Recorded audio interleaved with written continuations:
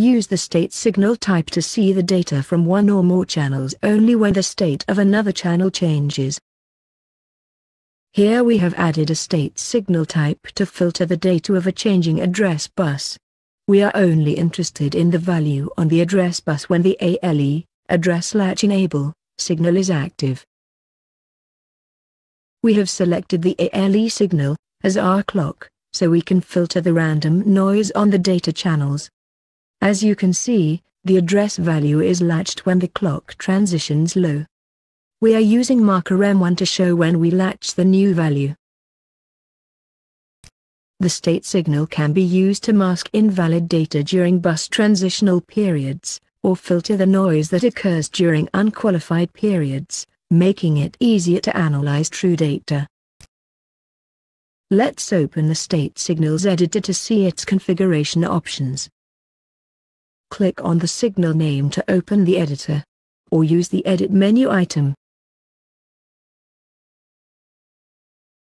We will skip the general options and describe each option for this specific type of signal. Some decoders may have additional settings in channel options. The state signal has several.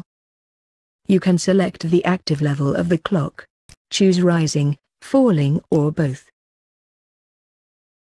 Data Channels has a couple of shortcut buttons for selecting all channels or clearing all but one.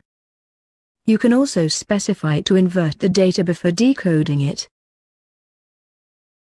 The Enable and Frame Sync channels can be disabled or ignored if they are not needed.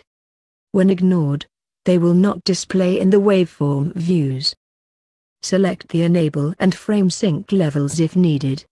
The selection will be ignored if the corresponding channel is disabled.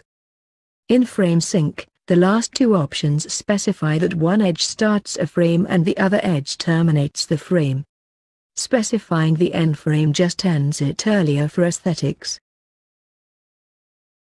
Specify how many states are in a frame, if fixed. Set to 0 to ignore if other framing methods are being used.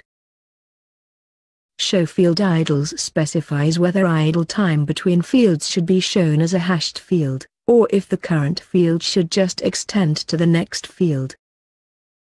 Show Frame Idles specifies whether idle time between frames should be shown as a single center line, or if the current frame should just extend to the start of the next frame.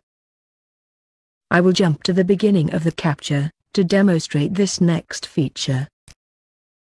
Skip States specifies how many states to ignore before starting a frame. Useful for syncing up data that has no framing signals. With the Frame Idle Timeout setting, a new frame is started if no new states are seen for more than the specified time. Set to 0 to disable.